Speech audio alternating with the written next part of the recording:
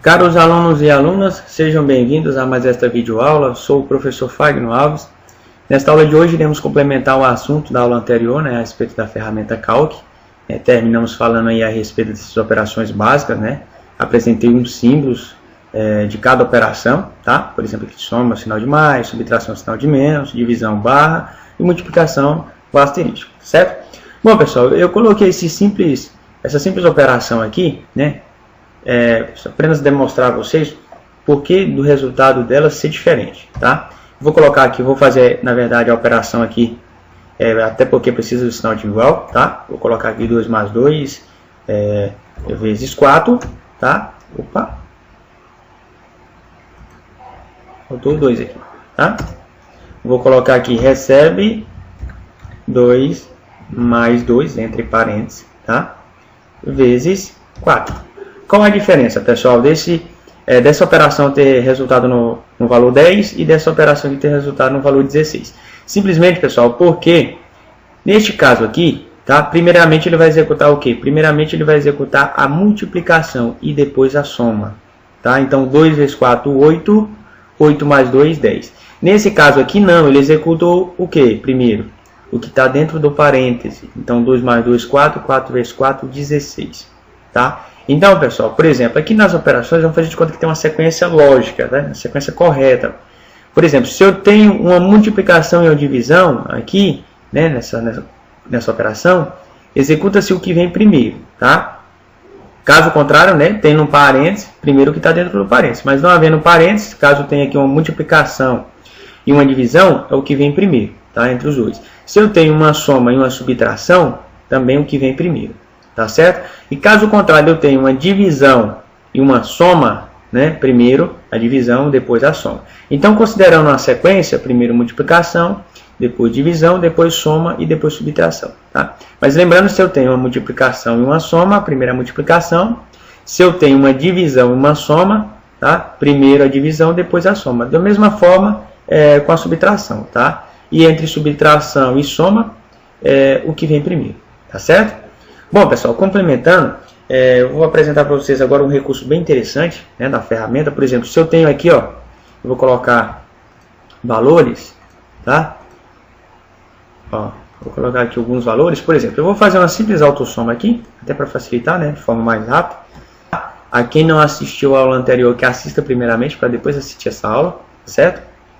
Até porque uma complementa a outra.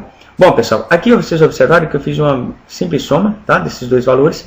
E se caso eu queira realizar a mesma operação com esses outros valores aqui, eu simplesmente faço o quê? Deixo o cursor do mouse aqui no canto da célula, até virar tiver esse sinalzinho aqui de mais, tá? Clico, ele vai ficar com esse sobreamentozinho azul aí, na borda. Clico e arrasto, tá? Como vocês observam, ele vai como se fizesse uma cópia, da operação, lembrando que pegando essas células, tá? Então aqui, por exemplo, 4 mais 4, 8, 5 mais 6, 11, ou seja, ele complementou a fórmula para as outras células, tá certo? Bom, caso contrário, pessoal, eu quero fazer dessa maneira aqui, de forma vertical, que aqui eu fiz de forma horizontal, da mesma maneira, se eu fizer uma autossoma aqui, selecionou os valores, até porque ele já consegue identificar, tá? Aqui simplesmente eu seleciono, clico e arrasto. Observe que ele pegou, a soma que eu havia realizado para os outros valores aqui, as outras células, tá certo? Eu vou pintar isso aqui até para ficar melhor de vocês entenderem, tá?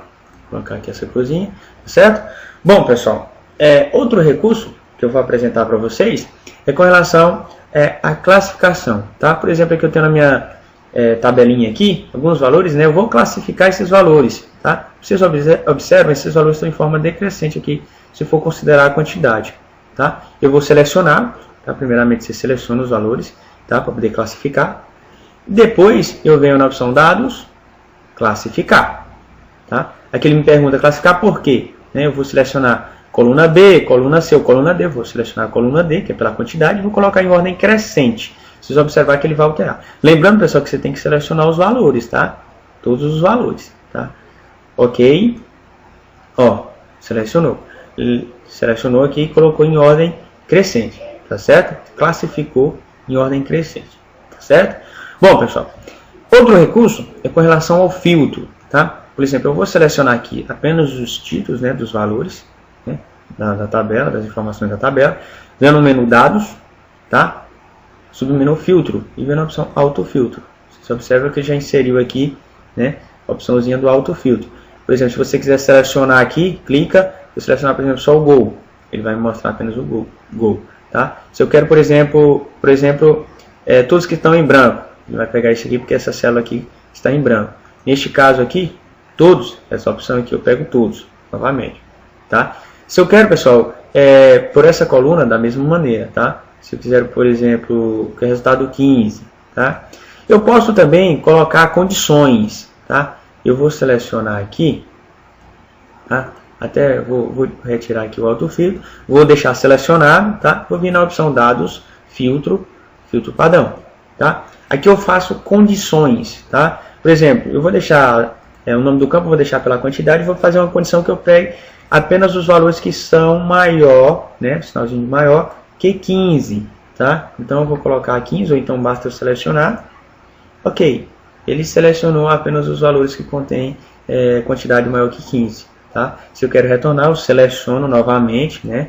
Até para poder identificar o filtro, menu dados, opção filtro padrão, aqui ele vai selecionar o mesmo filtro que eu fiz e vou colocar nenhum, tá? Clique em OK, ele retorna novamente as informações, tá certo, pessoal? Bom, outro recurso, né, que eu ainda quero mostrar para vocês é com relação ao congelamento, pessoal, congelar painéis. O que acontece? Se eu tenho, isso é bem interessante de trabalhar com tabelas que possuem grande quantidade de informações, tá?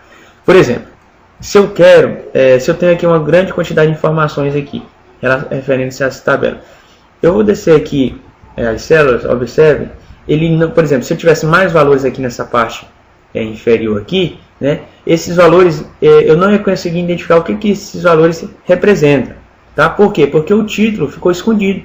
Da mesma maneira, se eu vier aqui, ó, de forma horizontal, né, se eu tivesse mais valores aqui nessa região, eu não ia conseguir identificar o que esses valores representavam. Com o congelamento, por exemplo, eu vou congelar aqui, ó, ou seja, ele vai me congelar o título, essas informações que tem aqui na parte superior e essas informações que tem aqui na lateral. Então eu vou selecionar aqui, eu vou vir na opção janela, congelar. Observe que ele fez um congelamento aqui, ó, essa linha imaginária aqui, tá? Da mesma maneira aqui, ó, tá? Eu vou, por exemplo, agora, ó, tá vendo que movimenta, mas o título permanece, ou seja, as informações que tem posterior permanecem. Então, se eu tivesse mais valores aqui, eu ia identificar o que esses valores representam, ou seja, o valor, né, das informações que estão na minha tabela, tá? Da mesma maneira, pessoal, ó, que eu faço de forma horizontal aqui, ó. Observe que as informações do carro se mantêm, ou seja, os valores que tivesse aqui, eu ia saber se era do Gol, se era do Palio, se era do Celta, né? Eu consigo ter uma visualização melhor. Isso é um recurso bem interessante quando você trabalha com tabelas que possuem grande quantidade de informações, tá certo? Bom, pessoal, nossa aula chegou ao fim, tá? Eu espero que em caso de dúvidas vocês entrem em contato conosco, tá certo? Até a próxima aula.